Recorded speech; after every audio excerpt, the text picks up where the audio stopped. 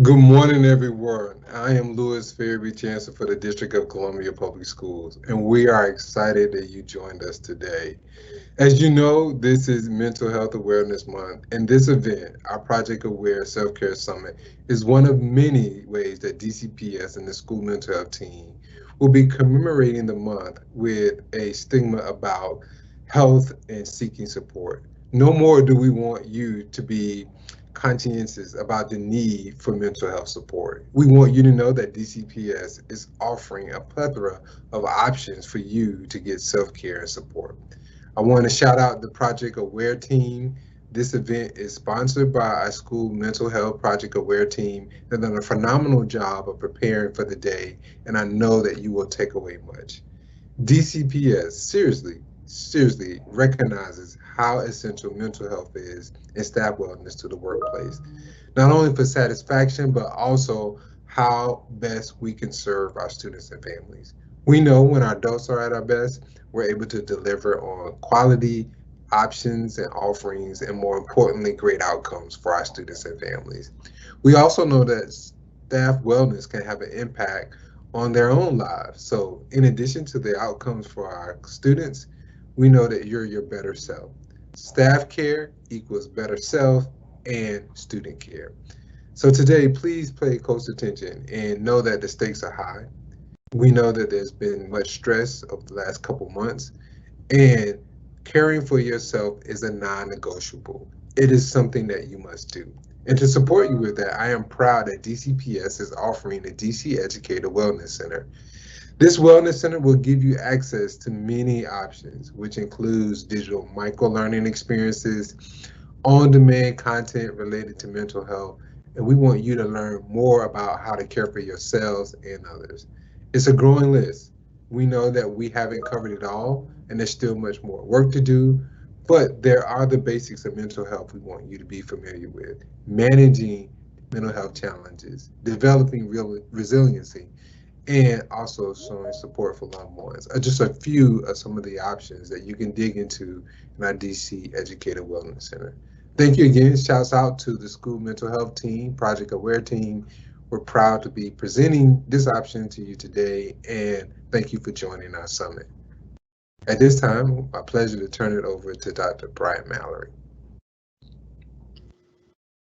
Thank you so much, Dr. Farabee. And good morning, everyone. I just want to publicly thank our Chancellor Farabee, for taking the time to be with us this morning, as well as our Deputy Chancellor, Dr. Melissa Kim, who is with us, and our Chief, Dr. Brenda Elliott, who's also with us. Want to thank them all for being such staunch champions for mental wellness within our district. Your willingness, Chancellor, and our other leaders to elevate the message of mental wellness as a necessary component for success at school, especially in times like this, has been really refreshing. For those of us that have been in this work advocating for such a long time, and we really do appreciate you. I do not want to miss the opportunity to acknowledge again, as the Chancellor mentioned, our School Mental Health Project Aware team that has been very busy preparing for this momentous occasion. Douglas Gotel, your leadership does not go unnoticed, and your commitment to excellence shows up in everything that you do. So we are very grateful to have you. And Amy Winkle and Gina Sheffer, we thank you for always going above and beyond to support the trauma responsive schools work of the district and for your creative approaches to the work. The full mental health team has been keenly focused on trauma responsive practices and supporting schools in realizing key elements of healing and resilience in schools. Staff self-care is a critical element of that. And if you've ever heard the phrase, hurt people, then you understand why educators, regardless of the role that they play, must be well, must be healed, must be aware of their own stuff so that they can show up as their best selves for students and families and for each other as colleagues. I have the pleasure and the privilege of introducing our keynote speaker this morning, Mr. Kevin Powell. Kevin Powell is one of the most celebrated political, cultural, literary, and hip hop voices in America today. He's a Jersey City product of a single mother, an absent father, horrific poverty and violence, but he was able to study at Rutgers University in his home state of New Jersey due to the Educational Opportunity Fund, a program created during the Civil Rights Movement to benefit young people living in poverty. Kevin has shared just to be able to get to college, to be exposed to a new world, a new way, changed my life forever. And I'm forever grateful for the chance. Kevin has gone on to be a poet and a journalist and the author of 14 books, including When Free the World, his new short essay collection about freedom, justice, and equality in America, and his critically acclaimed autobiography, The Education of Kevin Powell, A Boy's Journey into Manhood, which is being adapted for the screen. We're looking forward to that, Kevin. One of his upcoming books will be a biography of Tupac Shakur, who Kevin interviewed several times while a senior writer for Quincy Jones' Vibe.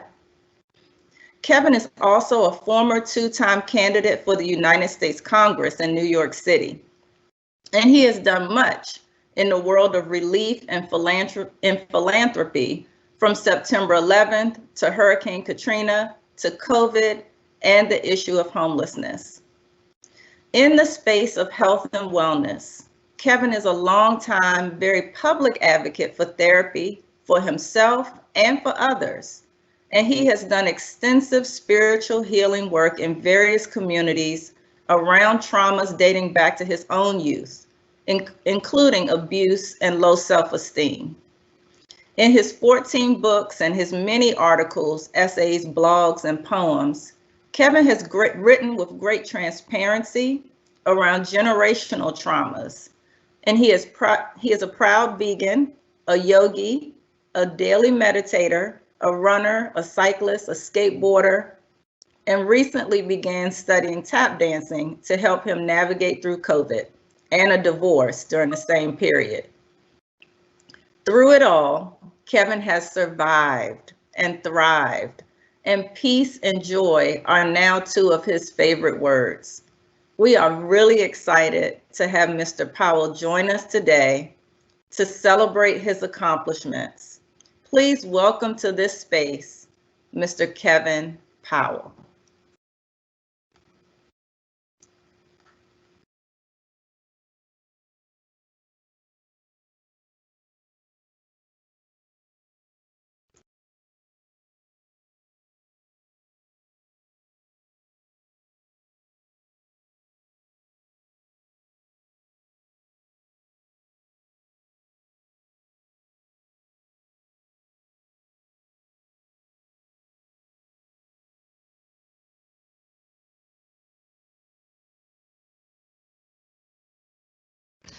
Guess what, y'all? My mic wasn't on.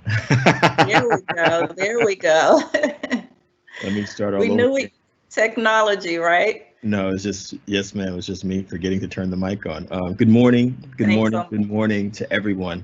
I am thankful for this opportunity. This is definitely not about me. It's about us. It's about us. It's about us as a people. I want to thank God for this opportunity, whether you're Christian, Jewish, Muslim, some other faith. If you're atheist or agnostic, you have that right as well. I hope we all just agree that we're all connected, that we're part of the human family, the human race, no matter how we identify ourselves. I certainly want to thank the Chancellor.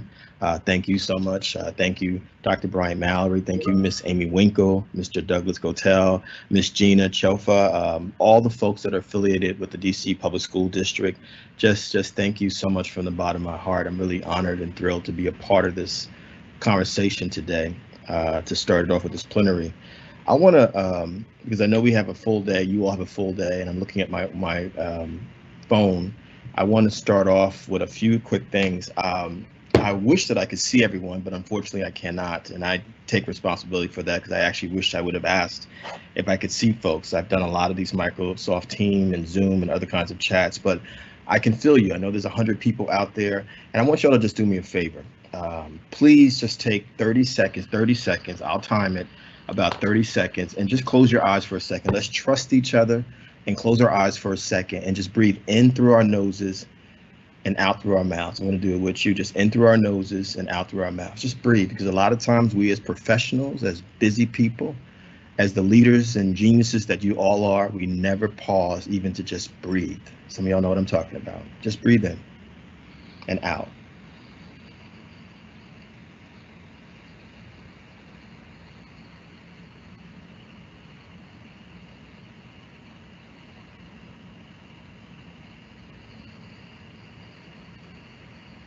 Keep breathing. Positive thoughts in, any toxic, negative thoughts out. This is going to be a beautiful day, this summit.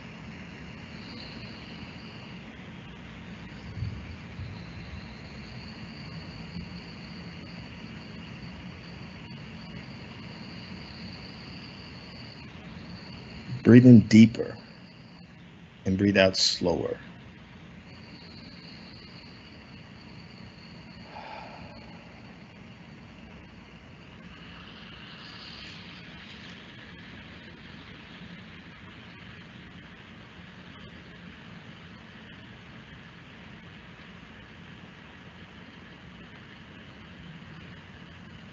Do 3 more for yourself. In and out, in and out, in and out, and then start to slowly open your eyes.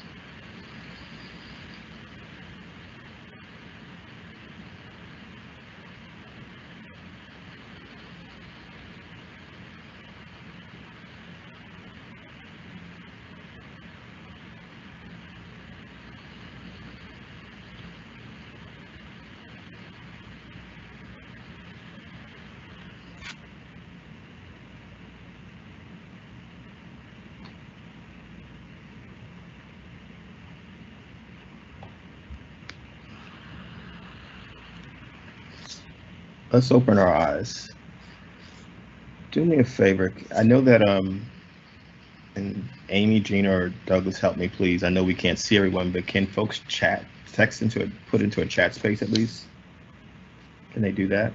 Is there a conversation space they can type into?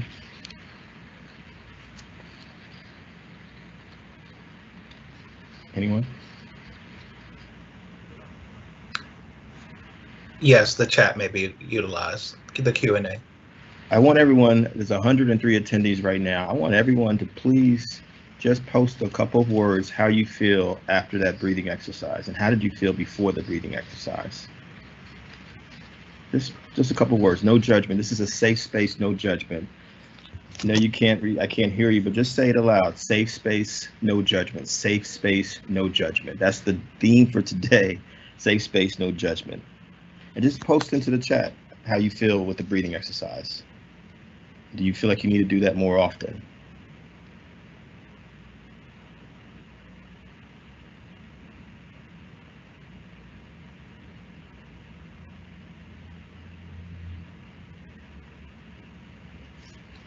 Okay, so I want to get into this really quickly because I know we have until 10 o'clock for this particular session.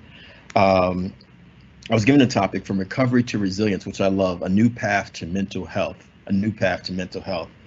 And there's so much that I would like to say. One, I just want to acknowledge the DC Public Schools District, because this is actually incredibly visionary what you all are doing. I did not get on a plane until half my life ago when I was about 24, 25 years old. And I can tell you over the last half of my life, the second half of my life since then, I've been to all 50 states in this country, every major city, small towns, rural areas. And I can say for sure, I can count on one hand how many school districts have actually done something like what y'all are doing today. This is so incredibly important, because a lot of times we do not slow down and offer these kind of resources and services and information to the folks that we work with. And I think it's important because as Dr. Brian Mallory said so brilliantly, hurt people hurt other people. You all are not just educators, you're leaders. And I've said it over and over again across the country. To me, folks who work in education are perhaps one of the two most important leadership positions that we can have anywhere in our communities. You literally are in touch with children and their parents, their guardians, their caretakers more than anyone else. And so I just want to acknowledge that. But I also feel that you all need to understand too that you are not just educators, not just leaders, but you're also healers. You're healers. You're healers. I'll give you an example. Yesterday, for a film project I'm working on that I'm directing, my first film, I had a chance to interview Dr. David Banks, who's the founder of Eagle Academy, a school for boys, Black and brown boys in New York City. There's about 10 of those schools now across the New York, New Jersey area. And it was such a powerful conversation because he talked about how many lives they've literally not only empowered, but saved in doing this work as educators. And I can say that I'm sitting here as the author of 14 books because of my 12th grade English teacher, rest in peace, Mrs. Lillian Williams, because she took the time to pour into me. This is what you all do on a regular basis, on a daily basis. And so I think it's important for us to just say, to ourselves, to each other. Again, I know I can't see you all, but I can feel you all 108 of you now. Please just repeat after me. I love me. I love me. I love me. Please then repeat after me. I am a genius. This is something I actually have young people do with me around the country at schools. But I feel like a lot of times we are not being reinforced with our own love. I love me. I am a genius. That's not to be egotistical, to be some sort of person who's self-centered. That's not what it's about at all. But all understanding that part of self-care is affirming ourselves on a regular basis, that I'm dope, as we say in hip hop. I'm a good person. And I would add to that for us who do this work on the front lines, because this is what you all are doing, you're on the front lines every single day. Words like love and peace and joy, for me, and I believe for all of us, have to be a part of our vocabulary. Words like love and peace and joy. Gina, Amy, and Douglas, I can't see anyone's texts at all except for you all. Is it going to be a way that I'll be able to see the questions that are going to be coming from people? I just want to pivot there for a second. Is that going to be possible? If not, it's all right. I'll work with it and y'all can funnel me the question. I'm just wondering.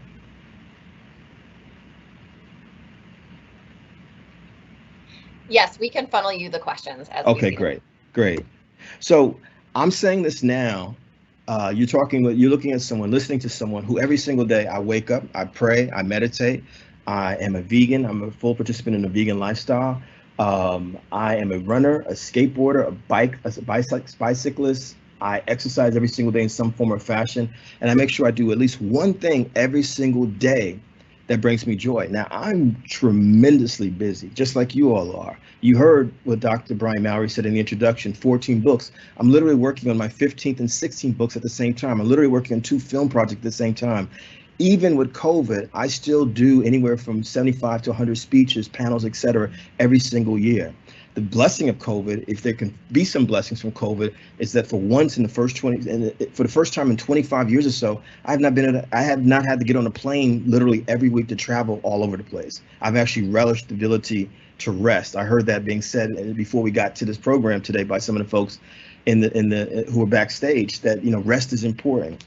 I say all of that now. Who I am now is someone who's a firm believer in health and wellness. Someone who's run for Congress twice, as was said, who never slept when I was running for office, but it wasn't always that way for me. So I want y'all to come on a journey with me. It is not just about me again. I'm not more important than anyone else in this space. We're all equals here. We're all equals here. We're all equals here. What I want you to think about as I'm speaking about my own personal journey is, what has your life been like? What are some of the things that you've done that are right around self-care and self-love, making sure that you take care of yourself? And what are some of the things that have been missing? And some of it, to be honest with you, may be uncomfortable, but we don't grow, we don't evolve, we don't change, we don't heal if we're not willing to get to some of the difficult spaces. So for me, let me start with the very beginning. I'm going to be brief again because we got to get out of here by 10 o'clock.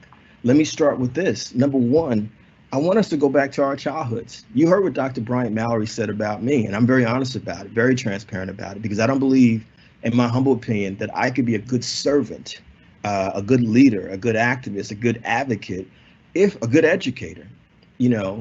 I can't come in front of people if I'm not honest about my own stuff. I grew up with a single mother. who had a grade school education. She migrated from South Carolina up to the north to New Jersey, where I was born and raised. I only saw my father 2 or 3 times from the time I was actually born up until I was 8 years old. My mother and father never got married. And so let's look at that for a second. Now, everyone doesn't have the same story, but right in the very beginning of my life was dysfunction and traumas that would affect me for the rest of my life, honestly. The question, what I'm going to get to at the end, is how do you deal with the stuff that you've been carrying around? And so for me, when I was 8 years old, my father actually said to my mother in a phone call, I'll never forget it, I was with her at a drugstore because we were too poor, and poverty is a trauma. Poverty is a form of violence. It's a traumatic experience. Think about the young people that you work with who may come from similar backgrounds. What are they dealing with? Not having much at all, the way I grew up that way. And so I watched my mother's body language and heard her respond as my father basically said, as she shared with me later on, he's not my son. You lied to me. I'm not going to give you a near nickel for him ever again. Traumatic. Now, when I was growing up, we didn't use words like self-care and self-love or trauma. Those words where you just had to suck it up and keep going. A lot of the stuff that I now understand how my mother related to me, I realized she had inherited trauma from her family. The poverty, the racism, and the sexism and the classism that she had to deal with as a poor Black woman, a poor Black girl growing up in the South, and her and 2 of her sisters migrating to the North and still having to deal with the racism and the sexism and the classism in the North as well, because it all was there everywhere, and how a lot of that stuff ended up being not only passed along to me, but also taken out on me. You know, think about my mother saying things to me like, you're just like your father, or don't be like your father, and how that may have affected me. Well, which way do I go? And so it was a profound experience. And then the community, my family and my community. I can't speak for anyone else out there. And blessings to you if you come from a family where people did not yell and scream and curse at or with each other in ways that were destructive toward each other. Blessings to you if you ever actually came from a family where I love you, I love you, I love you, and hugs and kisses and affection was the norm. I didn't come from any of that. I'm one of those people now. I love hugging. You know, COVID has been difficult for me because we could not touch each other for a very long time, as you all know. But I didn't grow up with that. There was no I love yous. There were no hugs. There were no kisses. It was just assumed because my mother took care of me. She did the best that she could. And I love my mother like I love no one. I can tell y'all that. In fact, I'll see her in a couple of hours to take her shoe shopping in New Jersey because mama calls. I got to do what mama says. You know what I'm saying? To this day. And I'm thankful to still have her because I know a lot of us have lost our parent or parents through the years. But there was none of that. And in my community that I came from, there was all kind of traumas playing out, you know. And when we think about our communities, think about where you come from. It doesn't matter if you're from, I realize now, I used to think it was just the hood, the inner city, what we call the quote unquote ghetto. I've been to many suburban areas, many well-to-do areas, many wealthy areas, many middle-class areas where I've seen the exact same thing, where people don't say I love you. There's no hugging, there's no kissing. People don't talk about the past at all. They suppress it. If the kids ask questions, whether they're little kids, whether they're adult kids, about family history, no one wants to talk about it. Guess what, y'all? That's all trauma. That's trauma. That's trauma. And it also happened with the church, the spiritual institution that I went to. We never talked about mental health. All we talked about was, sadly, dying and getting to heaven and making sure we do what we got to do to get to heaven. And then we know, unfortunately, for a lot of us, whether we went to public schools, as I did, I'm a proud product of public schools, or private schools. A lot of the schools that we went to never did the visionary thing that y'all are doing today, which is let's have conversations about mental health. Us as the workers, the healers, the leaders, the teachers, the educators, but also how can we also have these conversations with our young people so they feel safe expressing themselves? Why do I know this to be the truth? Because again, not only have I been to all 50 states in this country and all these major cities and small towns and in between cities and towns, but I've been to a lot of high schools and grade schools. And I can tell you for a fact, when I do these sessions with young people, as principals and teachers and counselors sit there, 95% of the time, they're shocked that the young people are actually even talking about things they had never heard the young people speak about before. And they ask me a question like, you know, it's some sort of revolutionary thing like, well, Kevin, how did you get them to talk? All I said to the young people is safe space, no judgment, just like I'm saying to you all right now. Whatever's on your mind, let's talk about it. create the spaces for people, because even in creating that safe space, that non-judgmental space, it becomes healing for people. And they feel like, and that helps them to get things out that they otherwise wouldn't be able to get off their chest. And think about if you can do that with someone who's 10 years old or 12 years old, or 15 years old, 18 years old, they will not grow up the way I grew up. Incredibly depressed, full of stress and anxiety, profoundly lonely and isolated. I'm the only child, but I also had very minimal social skills because of how I was raised by my mother. She did the best that she could. She did the best that she could. She did the best that she could. But my mother's antisocial. I was very angry. And you would hear people, and some of us still use this term, I believe we should not use. They would say, well, we need to talk about his anger management. It's not about anger management. We're talking about trauma. It's what is it? What are the root causes of that young person, whether, no matter what their gender identity, that they have what we call a quick temper or a bad temper? Where's that coming from? Well, for me, in the 3rd grade, in the 4th grade, in the 5th grade, all the way through the 12th grade, even though I was an A student, K through 12, because my mother, with her 8th grade education, pushed me so hard and was determined that I was going to go further in school than she did. This is what she said to me over and over again. But what I didn't have was mental health support. What most of our children don't have is mental health support. I think about the fact that I'm a regular practitioner of yoga now, and you saw how we started this with a breathing exercise. I wish someone had said to me when I was in 3rd or 4th grade, the 7th grade, the 8th grade, I love you, you are loved, you are a genius. I wish someone would have said, class, we're going to start today. School, we're going to start today with our regular breathing exercise. I wish that as we were taking physical education, yoga was one of the things that we were doing instead of just throwing a ball or catching a ball or dodging a ball. I wish that yoga was a part of it. I wish that it was encouraged for all of us as young people to express ourselves through the arts, drawing, painting, cooking, dancing, singing, rapping, whatever, acting, whatever it is, writing. That wasn't a consistent part of my life. So I had an explosive temper because I was hurting. Why was I hurt? Poverty, the relationship, my mother and I, that father hole, my father was gone. That hole, I never had a positive male role model in my life until I was 18 years old, until I got to college. Not a black one, not a white one, not a Latinx one, not a Native American one, not an Asian one, nothing, nothing. And violence and self-esteem, low self-esteem were the norm for me. And violence is not just physical violence, but how we speak with each other, how we speak to each other. You know, it's emotional violence, it's all of it. And so I was deeply, deeply depressed growing up. And I remember people saying that, Kevin, you don't smile much. I didn't feel like I had much to smile about at all. And once I became a young adult, and I want us to stay with me for a second, all of you who are listening to this, who were you at 15? Who were you at 16, 17, 18? You know, who were you once you got to college? Well, once I got to college, I found my voice as a writer, finally. It started with my 12th grade English teacher, as I said earlier, Mrs. Lillian Williams, God bless her soul, may she rest in peace. She died about a decade ago. But it also, I found my voice as a writer, but I found my voice as an advocate, as an activist, as a leader. And so I began to absorb all these things politically. You know, for me in the beginning, it was about race and racism. I'm a black man in America. I'm a young black man in America at the time. Over time, I added sexism, and you know, I got to fight against sexism. I got to fight against homophobia and transphobia. I got to fight against ageism and classism. I got to fight against anti-Semitism, Islamophobia. I got to fight against all forms of hatred and oppression. That's who I am now. Excuse me. But that was a journey. And unfortunately, as I was growing politically with my sense of social justice in college, I remained stuck in the same traumas that I had grown up in.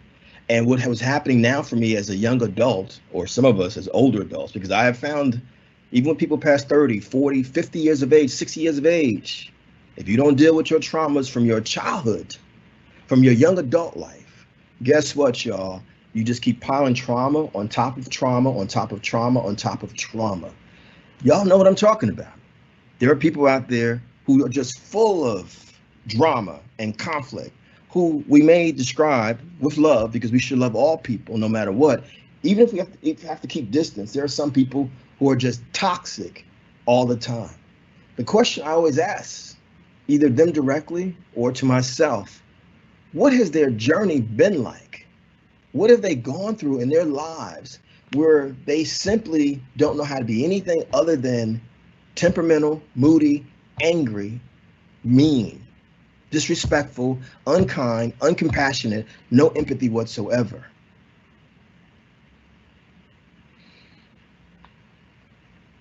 I was kicked out of college because of my anger and my violence. Never finished Rutgers University. Here I was, a first-generation college student. Pulled a knife on a fellow student. Why did I have a knife? Because of the environment I came from. I was told I needed to have a weapon. That was high school. I carried that mindset into college with me, trauma. Someone said something I didn't like, trauma. I pulled the knife out. I got kicked out of school. My mother found out about it and she said to me, well, you went further in school than I did, just go get a job. That's how I began to pursue my writing career. I moved from New Jersey to New York. It's trauma. This is one reason why I talk about manhood a lot, about toxic masculinity. I'm in New York City in the early 1990s. I'm a young man in my early 20s. I'm living with a girlfriend, a partner. We got into an argument, a heated conversation. I pushed her into a bathroom door. Trauma, because I had been taught growing up, trauma, that violence is the solution for all problems. I thank God that because of the college experience and because of that experience with the girlfriend in the bathroom door, that I began going to therapy, something I've been doing now for 33 years. Because I said to myself, I can't be stuck here. You know, I can't be this person. I can't just continue these generations of trauma where anger and violence and this lack of self-love and this low self-esteem becomes the norm for me and everyone around me. I hope y'all feeling me out there. You know, but at the same time, as I'm going through this stuff, trying to figure out who I am as a young person, I land on a show on MTV. Some of y'all know what I'm talking about. And I also landed at Quincy Jones's Vibe magazine, becoming a star writer. Nothing prepared me for the amount of attention that I got. And I didn't have the tools emotionally to process all that stuff. So I'm trying to figure out who I am as a young person. I'm trying to figure out who I am as a young man. What do I do with this thing called patriarchy, with misogyny, with sexism, my internalized sexism? Who am I as a black person, as a black man? How do I process this thing called racism? I come from poverty, but now I'm in a space that people are telling me that I'm successful, and I don't even have the tools to deal with any of this stuff. So what did I do?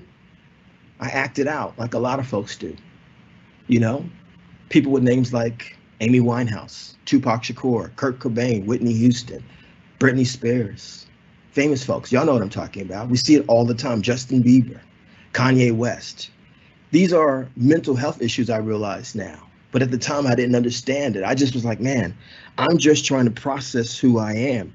And I went through a period, you all. There's a reason why I'm a vegan now. In my lifetime, I've drank. No judgment anyone who drinks liquor. That's your business. I've smoked. No judgment anyone who smokes. But what I realized, what I was doing, can't speak for anyone else, what I was doing, since we're talking about a self-care summit today, I was practicing numbing the pain as opposed to dealing with the pain. For some of us, it's emotional eating. For some of us, it is smoking. Some of us, it is drinking. Some of us, it is irresponsible sex. Some of it is addiction to shopping and other forms of addiction. And I came from a family where there was no liquor.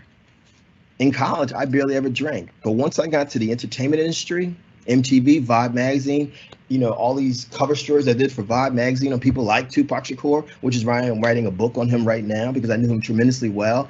And sadly, tragically, I was in Vegas when Tupac died. I was back to that space I was in as a little boy. I'm depressed. And I need something that's going to numb this depression for for several years. I was a heavy drinker.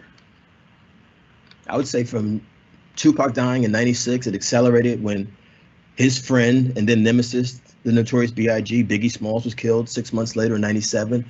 Up until 9/11, I drank. I would drink to wake up, drink to go to sleep. I just drank. Why am I saying this to you all? Because I think that we can't have a self-care summit if we're not going to acknowledge some of the things that we've gone through in our lives that have been healthy and things that have not been healthy for us. The one saving grace that I've had through all of this, since I was a child, since I was a young person, is that I'm a writer. I've written it all down in my diaries, in my journals, in my poems, in my essays, in my blogs, in my books. That has been my space to figure out, how do I heal through all of this stuff? And when I got to the 2000s and the 2010s to the present, I made a couple of vows to myself. I'm going to wrap it up here so we can get some questions. One, can you forgive your mother? Can you forgive your mother? Can you forgive your mother? Can you forgive the hurt Dr. Bryant Mallory talked about? Hurt people hurt other people. Can you understand what has happened to your mother and how she didn't have a self-care summit? There was no therapy counseling for my mother. There was no Oprah or Ellen or anyone else to make her feel good. There's no sister circles, no spiritual circles. There's no yoga. There's no acupuncture. There's none of the stuff that we who are privileged to even be in the self-care summit have. Many of our family members, they have none of this. Can you forgive your mother? I had to say yes, I have to. But I was only able to do that, you all, because of years and years and years of therapy. And years and years and years of crying. Can you forgive your father? I had to. It was hard. But as I said in one of my books, I can't remember which one, I had to make a decision at some point. I need to be the man that I wish my father had been. And in 2013, about 8 years ago, once I found out around that time period that my father had actually died in 2001, same year as 9/11, I made a pilgrimage to his gravesite in South Carolina. I didn't even know where he was from in South Carolina, but I made a pilgrimage to his gravesite. We're talking about self-care and healing, you all. And I actually went to his gravesite and I talked to his grave and I forgave my father. And then the most important question of all of that, Kevin Powell, or any of you out there, can you forgive yourself when you make mistakes? If we're talking about self-care, can you forgive yourself? Are you going to allow the past to be a prison that you're stuck in forever? So for me, as we've survived the last presidential administration, which was profoundly traumatic in every way imaginable, as we've survived COVID, which has been profoundly traumatic in every way imaginable, as we've survived people storming our Capitol on January 6th, as we've survived Breonna Taylor being killed, George Floyd being kneed to death for over 9 minutes, and we're watching it.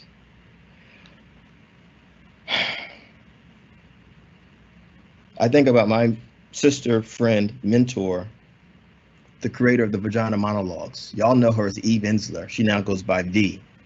She wrote a book, y'all should check it out. I believe in giving resources to people, called The Apology. And she talks about surviving her father literally raping her as a girl for several years. And her father never apologized to her, but she decided to write a book where she spoke in her father's voice. And she basically wrote the apology that she had wanted from her father. I mean, think about how profound that is. And so when we talk about where do we go from here, which is a Dr. King quote, speech, book, I'm going to say it again. Solutions. Practice breathing every single day, even if it's just for a minute, 2 minutes, 3 minutes. Just close your eyes, no matter where you are, at your desk, at lunch break, somewhere. Just breathe in and breathe out. Just breathe. This ain't about religion, but I think meditation is important.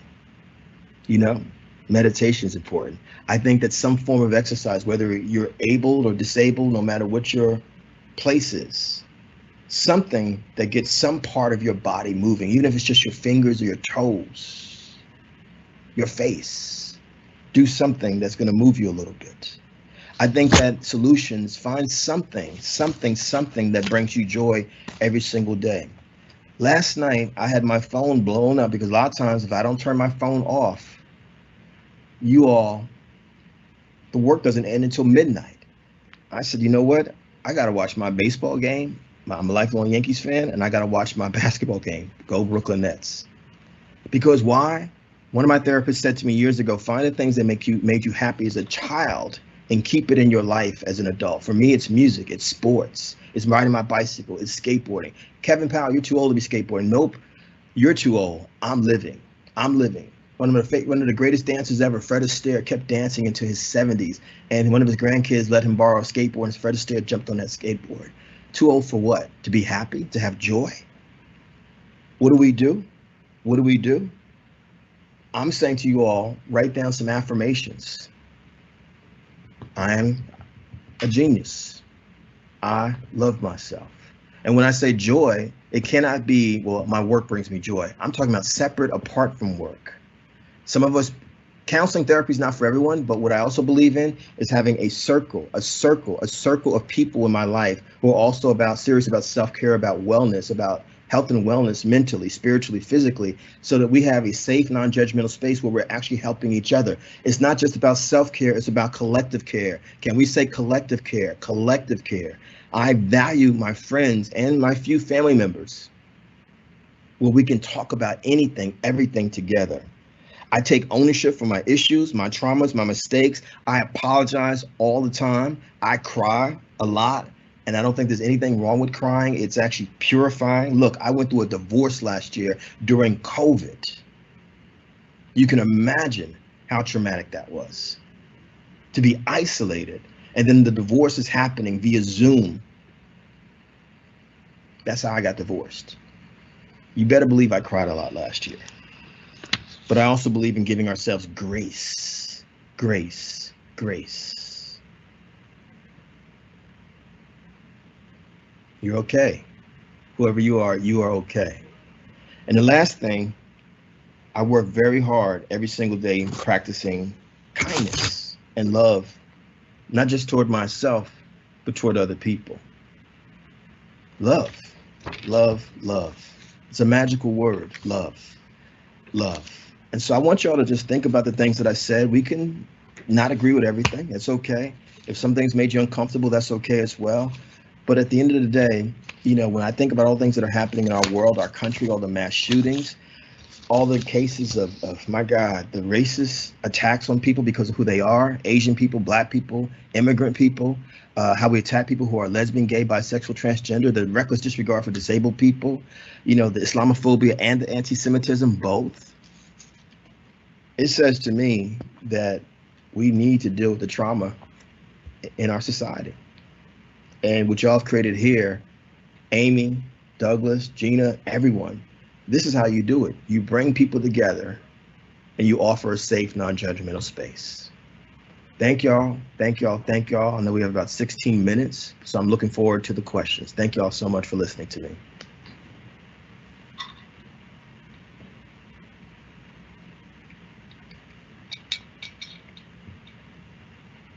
So how do we do this? I know we're at 130 attendees now. Well, greetings to all of you. Anyone out there? Okay. Kevin, thank you so much for your vulnerability today and sharing your story.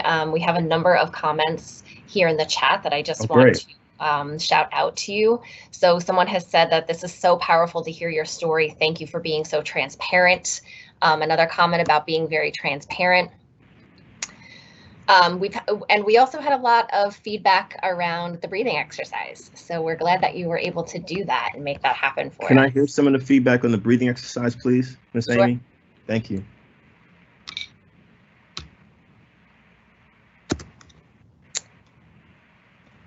Oh, here we are. My computer maybe needs a little more coffee today. We also have a shout out as another vegan out there. Vegans rocked. Love to the vegans out there. And I'm not one of those vegans that disrespects meat eaters. So eat your meat, do your thing. Just eat healthy. So some of the feedback around the breathing exercise, that I felt great and I felt my body calm, chilled, now feeling peaceful, relief. I need to do this more often. Yes. As many of us probably do. Before feeling busy and after feeling calmer. Someone said that they feel exhausted, which I think many of us can probably relate to. Yeah.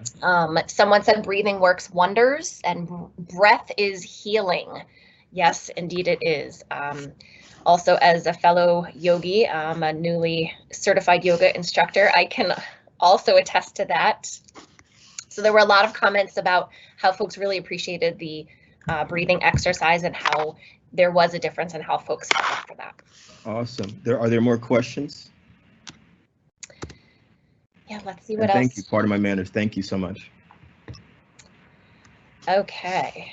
There is a question about how folks can connect with you. How does someone connect with you to do some philanthropy work? So we definitely want to know how we can keep in touch with you. Okay. Instagram and Facebook, Kevin Powell in Brooklyn. Kevin Powell in Brooklyn. I live in New York City in Brooklyn. That's a quick way to reach me. Kevin Powell in Brooklyn on Instagram and Facebook. And my email is kevin@kevinpowell.net. Kevin@kevinpowell.net. And I do respond. There's not someone else responding for me. It's definitely me. Amy can attest to that. You know, I love people. I love all people, and I take this very seriously. Us helping each other. You know, this is my life. So thank you all. Any other questions or thoughts? Yes, let's go through and find a couple of more questions for you. Yes, ma'am. Thank you. So there was a question in here about what was the biggest lesson that you learned from your high school teacher? You mean the one who taught me to, told me that I can be a writer, who pushed me as a writer? Is that the one? Yes. Okay. Oh my God, Mrs. Lillian Williams. She used to say that that the dictionary was human being's best friend. She made me appreciate words so much. She also taught me selflessness. I still am a runner. I've actually run a couple of marathons, and I was a runner in high school. I played baseball as well, but I could not see the ball. I realized I needed glasses back then, too late. But I remember running in the state cross country meet in New Jersey, and I twisted my ankle so badly I couldn't even walk. It was that bad. And I was supposed to take the SATs the next week. And again, single mother, that's my background. We never had a car, so I didn't have a way to get to the SATs. You want to talk about practicing what Dr. King called a dangerous kind of selflessness? Mrs. Williams said, no, you're going to take the SATs because I'm going to come pick you up. I'm going to basically carry you to the SATs. And that's how I got into college. I got accepted to Rutgers, Penn State, Syracuse, and Pace University in New York City because Mrs. Lillian Williams taught me the value of being selfless. You know, I do believe in self-care 100%, which is why I was excited to be a part of this. You know, we do need to take care of ourselves, but there's something to be said about that level of selflessness. And you all who work with young people, as you all do, it makes a difference. People will remember. And there's a reason why out of all my teachers, she's the one that I mentioned the most. She's the one that I mentioned, you know, the most in my autobiography, The Education of Kevin Powell, because that selflessness just stuck with me. And that's how I tried to live my life, you know. Give to others, help others, you know, in some form or fashion. Every single day I try to do something, even if it's just answer someone's question on social media. Yeah. Great, thank you for that. Another question is around you being vegan, and we're curious to know, how do you think that being a vegan does in fact impact your mental health? Oh my gosh. I've become such a great lover of animal life, of nature. I was just in California for 2 weeks, and you know, as busy as my work was out there, I made it a point to get out there and hike and walk the beach and be by the ocean, all of it. I am happier being a vegan. There's joy in my life. I enjoy food in a different kind of way. Part of the reason why I decided to become a vegan is because of what I've saw in my community here in New York City. I've lived in New York for 30 years, and most of it in Brooklyn. And between running for Congress twice in 2008 and 2010, and just the general community organizing work that I've done, I've seen the diet up close and personal of my community as well as my own family. And I've seen high levels of diabetes, high blood pressure. Let me say this, I do think that all people are beautiful, no matter your body type, no matter your hair, your nose, your lips, your hips, everyone's beautiful. But please, we should treat our bodies like a synagogue, like a temple, like a masjid, like a mosque, like a church, not like a garbage can. So how's it shifted for me? I feel healthier than I've ever been. You know, I've had people say to me, you don't look your age. I'm not sure what my age is supposed to look like, but I know that when I was a drinker heavily and I was a meat eater, that I felt myself just kind of slowly deteriorating because of not just eating meat. Let me say that again, or fish. It's how I ate it. Everything was fried. Everything was loaded with sugar and salt. And so for me, being a vegan means that I became very aware of everything to this day, what I put into my body. You know, I think about that. And so that's what has shifted for me. Someone's a question from Arthur Mola. Is that what we're talking about?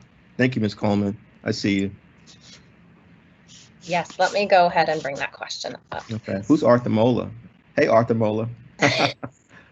He is a school leader. So he had mentioned that you had mentioned to have a separate love for yourself from then what you do for a living. And I think that you made a great point there. And we're looking at loving what we do, and it makes and it's being a part of who we are and who Principal Mola as a school leader is. I think a lot about work. I can love it and it fulfills my purpose. But can you advise on how to embrace that without feeling that you are less without it? Wow. Arthur Mola and that's a profound question. And all the questions and comments are rich. It's hard. I mean, like, I'm a writer. Like, I've wanted to be a writer, or I knew I was a writer since I was 11 years old. So it's literally most of my life has been consumed with being a writer. And a good part of it has been being a journalist, where it's just like what you all do. It's a high stress occupation. There's a lot of pressure. There's deadlines all the time, etc. If you all get a chance, I wrote a piece for the Washington Post magazine, since you're DC based, DC DMV area, on Stacey Abrams last year. Washington Post magazine. It took me 4 months to write that article. As you can imagine, think about what was happening in 2020, in the middle of COVID. You know, the presidential campaign was happening, all that kind of stuff. I learned the hard way. Okay, here's your life as a writer. You are a journalist. You're a poet. You're an artist. You're a creative person. You know, but I got to get on my skateboard. I got to go bicycle. I got to go for a hike if I'm in California. I gotta watch some baseball. I gotta watch some basketball. I gotta go for a walk. I gotta do something that has nothing to do with my work right now. I've got to turn it off for a second. I gotta turn my phone off. I gotta turn my emails off. I gotta get away from social media. I gotta get off the latest, hottest app, Clubhouse. I can't sit on Clubhouse for hours and that, whatever it is. Like, we have to learn how to unplug. We have to learn how to unplug. Because I just think, you know, one of the things that fascinates me, you all, and I'm sure many of you have traveled the way I have, I've been to Europe, I've been to places like Japan, and the fact that a holiday, they call a holiday, we call it a vacation in America, it's like a month. You know, I meet people from Australia, like, yeah, I'm on holiday. I'm like, well, how long are you for holiday? For a whole month. I remember there was a time, Amy and everyone, Arthur Mola, where I felt guilty if I took 3 days off. Now, what do? I build in 2 weeks at the end, 2 to 3 weeks at the end of every year, where I go on a vacation. And I actually go on a vacation. I got to go somewhere. I got to get out of here. And for me, I think it's important, and we need to understand, you all, that a vacation, I'm laughing because I remember taking my mother and my aunt on a vacation a couple of years ago. I drove them to South Carolina. That is not a vacation. That's your family, where they're still draining you. You know, and I love my family. I love my family. But a vacation means that you go somewhere where you can just not have to be a mom, a dad, a parent, a caretaker, a guardian, an educator, a leader, a visionary, the healer for everybody, where you can just be you.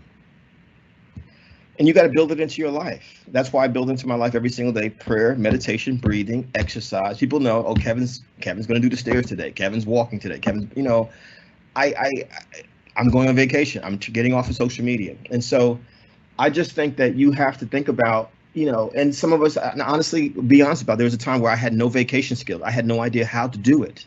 You know, well, what do I do now that I'm here in the West Indies? What do I do now that I'm here in Hawaii, wherever it is? Sleep. Just rest. Like, when we're about to embark on Memorial Day weekend, when you have things like Memorial Day weekend, the 4th of July, Thanksgiving, I understand those are times where we bring family members together, friends together, but carve out something in that for yourself. Please, please, please. Thank you, Kevin, for all of that great advice, as we did have a number of questions around, you know, how folks can start their own healing journey, particularly as it relates to generational trauma. And maybe in our last few minutes here, Kevin, if you can kind of give us some things that maybe we can do right now. We did talk about breathing, and that is a really great start. But maybe tell us some of the things maybe about what you were able to institute from the beginning. How were you able to make small changes in order to sort of build them up to vacation skills? I take days. Well, that's a great question, Amy. I have one day a week I call my mental health day. It varies from week to week. It just depends. I mean, for most of us, it's impossible to do it Monday through Friday because we're working. That's the grind of our work. But every Saturday or Sunday, I take off. I'm like, okay, this is my mental health day, and I'll tell folks I'm not going to be available today. Do not underestimate the importance of taking a bath, just sitting in a bathtub, Don't underestimate the importance of things like jazz music and classical music. Like, I'm a diehard hip hop head. I love classic rock. I love loud music. Look, I grew up in clubs. A lot of my great friends are DJs and musicians who play very loud music, but I have come to value more than ever classical music and jazz music. And I've also come to value silence. Just being silent. I've gone back to things that brought me peace when I was younger, like reading a book, not on my iPhone, not on my iPad, not on Kindle, but actually a physical book. I value just slowing down time, learning how to slow down time. How do you do it? You just do it. You just say, I'm just going to go easy today. You know what I mean? I just think that there's certain things that learning how to cook, like don't put everything in the microwave, like actually use the stove, use the oven. What are the things that we did before we got all these gadgets that have sped our life up so much? Dr. King in his Vietnam War speech in 1967, there's a part in there where he says how we need a radical revolution of values, which is what this summit is about. But he also said in that speech, we're moving from being a people-oriented society, person-oriented society, to a thing-oriented society. How do you slow down? Everything doesn't have to be texting. Like, get on the phone and call people. Actually hear people's voices again. Think about the lessons we learned from COVID last year. How we had to slow down. How people were like, "Oh my God, I didn't even know my husband, my wife, my partner." Some of the things that happened during COVID should become permanent parts of our lives. Just slow down regularly. This life is a marathon, not a sprint. And so that's how I approach it. And then being okay with saying, Amy and everyone, no, being okay with saying no. For example, and I'll leave you all with this, because I know we have to wrap this up in 2 minutes. My mother's older sister, rest in peace, my Aunt Bertie, died a few weeks ago. And it brought out all the trauma and dysfunctions, generational traumas of my family, people yelling at each other, cursing each other out, all kinds of stuff. And of course, I was in the middle of it. And I'm trying to be like, I'm the hippie kid in the family, like peace and love, y'all, peace and love, everybody. I was in California and I was prepared to go to South Carolina for the funeral. And then I decided I'm not going to go. As much as I love my aunt, I'm being honest with you, I decided not to go because I realized, one, it was going to cause major upheaval to what I had gone out to California to do. I was there working. I was dealing with the traumas of my mother and my surviving aunt. I was dealing with the traumas of my aunt who died daughter, my cousin, and it was just too much. And I feel like my brain was about to explode. And so I did what I was supposed to do as a son and nephew. I made sure my mother and my aunt got there. I paid for all of it. I took care of it. I did what I could contribute to the funeral from a distance. And I wrote a poem for my aunt, and I cried a lot. And I was with someone who cared about me in California, and that's how I dealt with it. Because I realized, you know what, I can't keep putting myself in traumatic or toxic situations.